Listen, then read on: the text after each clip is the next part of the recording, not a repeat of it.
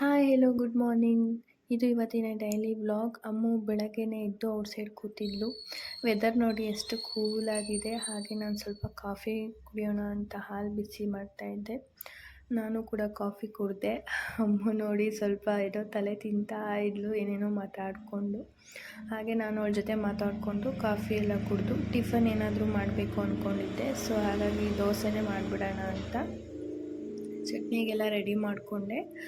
ಕಾಯಿ ಚಟ್ನಿ ಮಾಡೋಣ ಸಿಂಪಲ್ಲಾಗಿ, ಬೇಗ ಕ್ವಿಕ್ಕಾಗಿ ಆಗುತ್ತೆ ಅಂತ. ದೋಸೆಗೆ ಅದೇ ಅಲ್ವಾ ಚೆನ್ನಾಗಿ ಕಾಂಬಿನೇಷನ್ ಇರುತ್ತೆ. ಸೊ ಹಾಗಾಗಿ ಚಟ್ನಿ ಎಲ್ಲ ರೆಡಿ ಮಾಡ್ಕೋತಾ ಇದ್ದೀನಿ. ಚಟ್ನಿ ಆದಮೇಲೆ ಇವಾಗ ದೋಸೆ ಕೂಡ ಹಾಕಬೇಕು.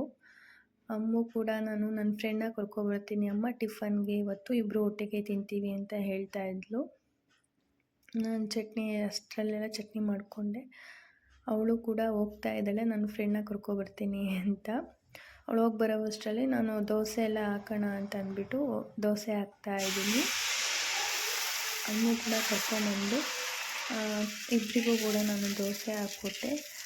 ಬೇಗನೆ ಆಗೋಯಿತು ಟಿಫನ್ ಎಲ್ಲ. ಟಿಫನ್ ಆದಮೇಲೆ ಸ್ವಲ್ಪ ಅಡುಗೆ ಮನೆಯೆಲ್ಲ ಕ್ಲೀನ್ ಮಾಡಿಕೊಂಡು ದೇವ್ರ ಪೂಜೆ ಕೂಡ ಮಾಡಬೇಕಾಗಿತ್ತು. ಸೊ ಹಾಗಾಗಿ ಟಿಫನ್ ಎಲ್ಲ ಪೂಜೆ ಕೂಡ ಜೊತೆ ಆಟ ಆಡ್ಕೊಂಡು ಕ್ಲೀನ್ ಮಾಡ್ತಾ ಇದ್ದೀನಿ. ಅಷ್ಟರಲ್ಲಿ ನಾನು ಮನೆ ಕೆಲಸ ಎಲ್ಲ ಮುಗಿಸ್ಕೊಂಡು ದೋಸೆ ತಿಂತೀಯಾ ಸ್ವಲ್ಪ ನಂದು ಬಟ್ಟೆ ಸ್ಟಿಚಿಂಗ್ ಕೊಟ್ಟಿದ್ದೆ ಟೈಲರ್ ಅಂಗಡಿಗೆ ಹೋಗಿ ಅದನ್ನು ಕೂಡ ಇಸ್ಕೊಬರ್ಬೇಕು.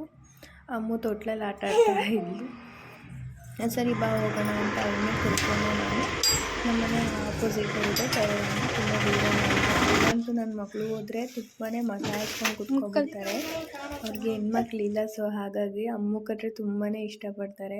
ನೀನು ನಮ್ಮನೆಯಲ್ಲೇ ಇರು, ನಮ್ಮ ಜೊತೆನೇ ಇರು, ನಾನು ಚೆನ್ನಾಗಿ ನೋಡ್ಕೊತೀನಿ ಹಾಗೆ ಹೀಗೆ ಅಂತೆಲ್ಲ ಅವರು ಮಾತಾಡಿಸ್ತಾ ಇದ್ದರೆ, ಇವಳು ಇಲ್ಲ ನಾನು ನಮ್ಮ ಅಪ್ಪಂಗೆ ಹೇಳ್ತೀನಿ, ನಮ್ಮ ಅಮ್ಮಂಗೆ ಹೇಳ್ತೀನಿ ಅಂತೆಲ್ಲ ಬೈತಾ ಇರ್ತಾಳೆ. ಇವಳು ಮಾತಾಡೋದಂತೂ ತುಂಬಾ ಇಷ್ಟ. ಯಾವಾಗಲೂ ಹೇಳ್ತಾ ಇರ್ತಾರೆ, ಅಮ್ಮ ಏನಾದ್ರು ಕೆಲಸ ಮಾಡ್ತಾಯಿದ್ರೆ ನೀನು ಬಂದುಬಿಡು ನಮ್ಮ ಜೊತೆ ಮಾತಾಡೋದಕ್ಕೆ ಅಂತೆಲ್ಲ ಅವರು ಕರೀತಾ ಇರ್ತಾರೆ.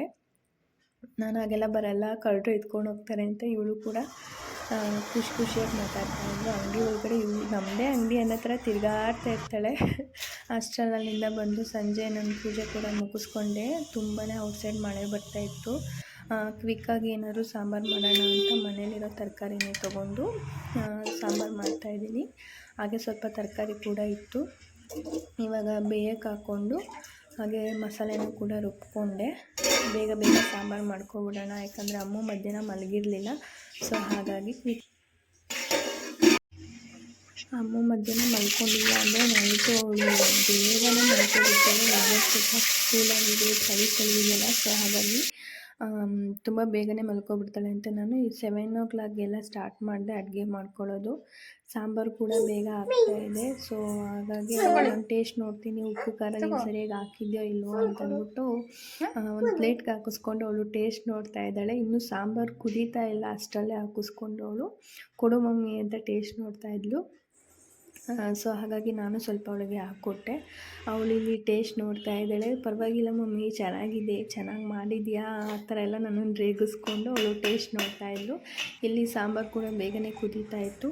ಮುದ್ದೆ ಮಾಡಲಾ ಅಂತ ಕೇಳಿದ್ರೆ, ಬೇಡ ಮಮ್ಮಿ ನಂಗೆ ಸ್ವಲ್ಪ ರೈಸ್ ಕೊಡು ಅಂತ ಕೇಳಿದ್ಲು. ಸೊ ಹಾಗಾಗಿ ರೈಸ್ ಮಾಡಿ ಸಾಂಬಾರು ಕೂಡ ಆಯಿತು. ಅವಳಿಗೂ ಕೂಡ ತಿನ್ನಿಸಿ ನಾನು ಕೂಡ ತಿಂದೆ. ಈ ವ್ಲಾಗ್ ಇಷ್ಟ ಅಂತ ದಯವಿಟ್ಟು ಸಬ್ಸ್ಕ್ರೈಬ್ ಮಾಡಿ.